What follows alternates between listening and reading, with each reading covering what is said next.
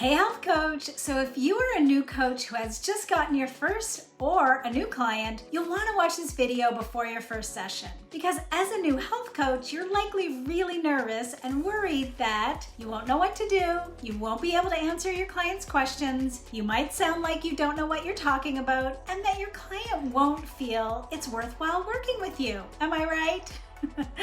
So if this is you, I really encourage you to stick around today because I'm going to walk you through exactly what to do before that first session. I've got 6 tips for you today that will help calm those nerves and help you feel like a confident and professional health coach. So my tip number 1 is remember that your client did actually indeed hire you.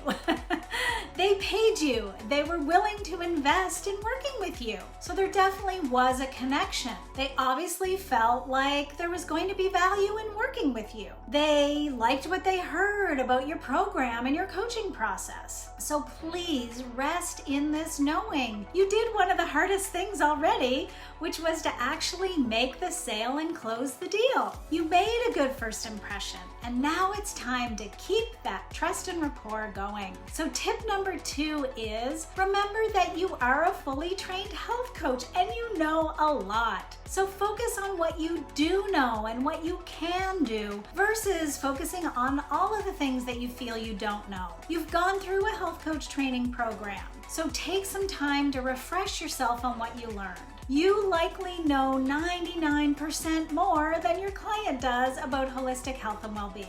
And in addition to your training, chances are you've been studying health coaching and health and well-being for years. You know what you are doing. So trust in yourself and all the tools and resources and knowledge that you've gained. So my tip number 3 is remember who you're actually coaching. So sometimes as health coaches, I think we imagine we're going to be coaching other coaches and we feel intimidated that they'll be judging us on our knowledge and our skills. But remember, you are not coaching another health coach or a medical professional. You're coaching someone who isn't familiar with coaching. They don't really know what to expect.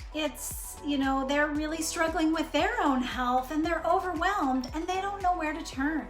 They need you. They respect you and they want your support. Remember, they hired you and they're paying good money to work with you. And they are likely just as nervous or even more than you are. So my tip number 4 is remember that you are not the expert. The number 1 belief in health coaching is that the client is the expert in their own life. They are naturally creative, resourceful, and whole, and they have the answers inside of them. You don't need to have all of the answers. So please let go of this need to be the expert, to be the authority, the teacher, the consultant. That's not our role as behavioral change health coaches. So I really want you to shift your mindset into being the guide, the ally, the partner, and know that you, both together with your client, are there to figure it out together. So this mindset shift is really the first thing that we cover in my Health Coaching Essentials course because I really do believe it's the foundation for behavioral change coaching.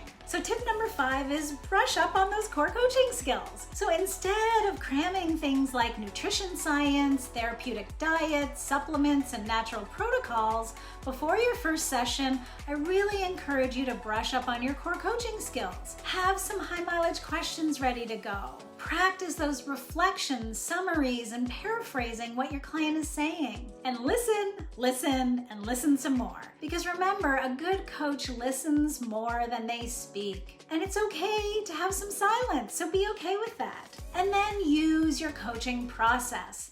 Start with where the client is today, explore where they want to be, and help them develop an action plan for how to get there. I provide a coaching skills refresher in my Health Coaching Essentials course, and I teach a coaching framework and process so that you're never going to have to worry again about what to do or what to say during a coaching session. And then tip number 6 is have a plan.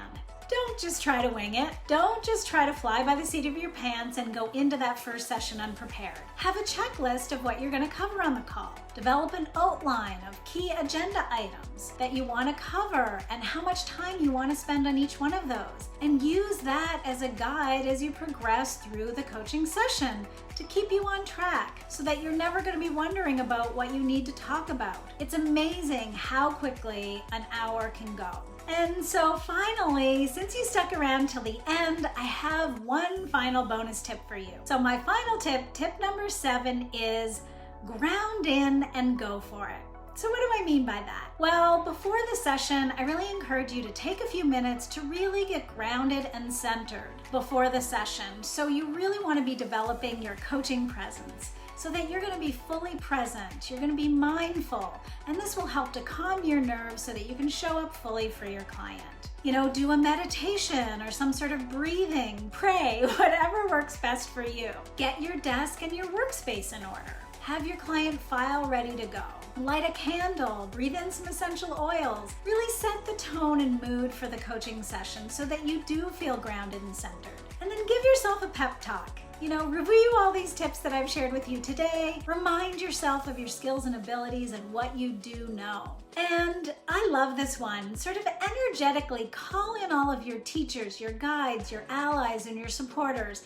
Energetically ask them to be with you during the coaching session. And then finally, tell yourself that you are there to bring all of your gifts and abilities, skills and knowledge to the highest good for your client, that you're coming from a place of service. And just let go of trying to control it all and be good with whatever transpires during the session, knowing that you did your best. And then go for it. You are ready. You can do this. I really believe in you. So thanks so much for tuning in today and have an amazing coaching session.